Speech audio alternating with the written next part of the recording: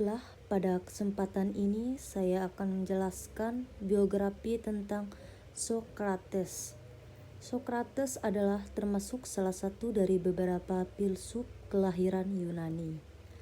Ia juga merupakan salah satu figur yang paling penting dalam tradisi filsafat barat. Menurut beberapa sumber, Socrates ini dilahirkan di kota Athena atau Yunani pada tahun 470 SM. Tetapi sumber lain menyebutkan bahwa Socrates lahir pada tahun 469 SM. Bahkan ada pula yang menyebutkan 471 SM dan wafat pada tahun 399 SM. Tidak ada perbedaan atau ikhtilaf mengenai tahun wafatnya. Socrates merupakan generasi pertama dari 3 ahli filsafat besar kelahiran Yunani, yakni Socrates yaitu 470 sampai 399 SM, sedangkan Plato 427 sampai 347 SM, dan juga Aristoteles 384 sampai 322 SM. Socrates lah yang mengajarkan kepada Plato, hingga pada gilirannya Plato juga mengajarkan kepada Aristoteles alias Aristoteles. Dengan kata lain, Plato adalah murid Socrates dan Aristoteles adalah murid Plato. Jadi nisbat antara Aristoteles dengan Socrates adalah cucu murid. Riwayat hidup Socrates adalah anak dari seorang ayah yang berprofesi sebagai seorang pemahat patung dari batu atau stone mason bernama Sophronicius, dan dari seorang ibu yang bernama Painarete, ibunda Socrates, yakni Painarete adalah seorang perempuan yang berprofesi sebagai bidan. Nah, dari sinilah Socrates mulai menanamkan metode berfilsafatnya, yang selanjutnya dengan menggunakan metode kebidanan. Socrates beristri seorang perempuan yang bernama Xanthippe dan dikaruniai 3 orang anak, 2 orang laki-laki dan 1 orang perempuan.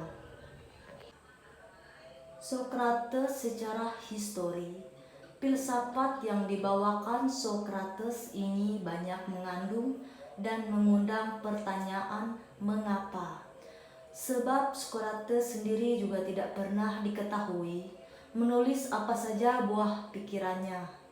Namun apa yang dikenal sebagai pemikiran Socrates pada dasarnya adalah berasal dari catatan-catatan yang dikumpulkan didokumentasikan oleh beberapa muridnya, yaitu Plato, Xenophanes, dan beberapa murid Socrates lainnya. Yang paling terpopuler diantaranya adalah Socrates dalam dialog Plato, di mana Plato ini memakai nama gurunya itu sebagai tokoh utama dalam karya-karyanya, sehingga sangat sulit untuk dapat membedakan dan memisahkan antara mana gagasan Socrates yang sesungguhnya dan mana gagasan Plato yang disampaikan melalui mulut Socrates. Sedangkan nama Plato sendiri hanya muncul 3 kali dalam karya-karyanya sendiri, yakni 2 kali dalam Apologi dan 1 kali dalam Phaedrus. Atau kendatipun demikian, jangan diitikadkan bahwa Plato copy-paste dari gagasan-gagasan Socrates.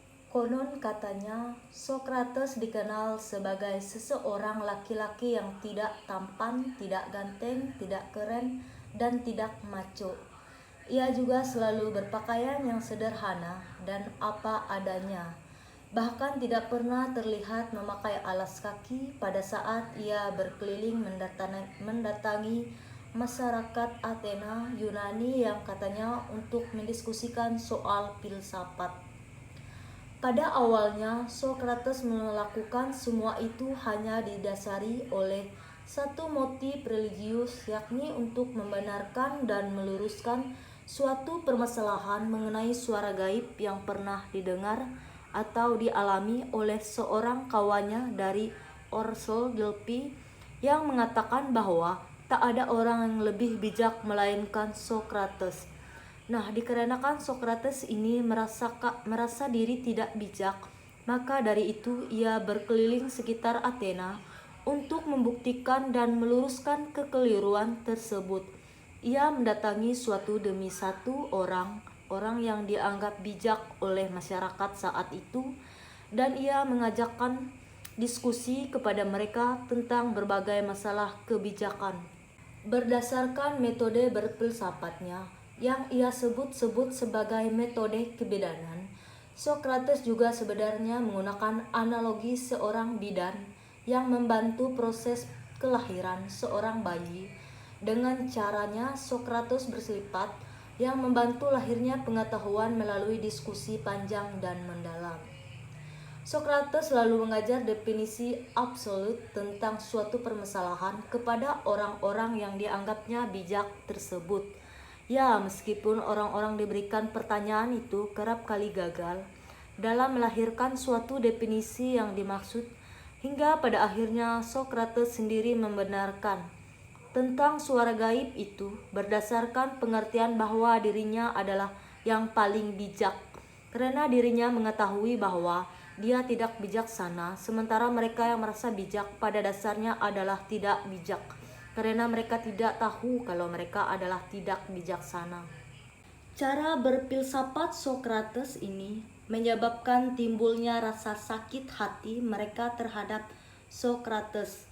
Karena setelah penyelidikan itu, maka akan tampak jelas bahwa mereka yang dianggapnya bijak oleh masyarakat ternyata sama sekali tidak mengetahui apa yang sesungguhnya mereka duga itu mereka ketahui. Rasa sakit hati inilah yang akhirnya berujung pada kematian Socrates melalui pengadilan dengan tuduhan resmi merusak generasi muda. Sebuah tuduhan yang sebenarnya mudah dipatahkan dengan pembelaannya, sebagaimana tercantum dalam Apologi yang merupakan karya muridnya sendiri, yakni Plato. Pada akhirnya Socrates pun wafat dalam usia kira-kira 70 tahun 399 SM dengan kreminum racun, sebagaimana atas keputusan hakim yang diterimanya melalui pengadilan dengan hasil voting bahwa 280 suara mendukung hukuman mati dan 220 suara menolaknya. Namun apalah daya, secara matematis pun angka 280 itu lebih besar atau lebih banyak dibandingkan angka 220. Jadi tamatlah riwayat Socrates. Dengan bantuan dari para sahabat dekatnya, sebenarnya Socrates masih dapat lari dari hukuman itu, sebagaimana termasuk dalam Krito. Namun Socrates tetap menolaknya atas dasar kepatuhannya pada suatu kontrak yang telah ia jalani dengan hukuman yang berlaku di kota Athena, Yunani. Keberanian Socrates dalam menghadapi maut semacam ini digambarkan dengan indah dalam Phaedo yang merupakan hasil karya muridnya, yakni Plato. Kematian Socrates yang dianggap sebagai ketidakadilan dalam keputusan majelis hakim ini menjadi salah satu peristiwa peradilan paling bersejarah dalam kalangan filosofi barat.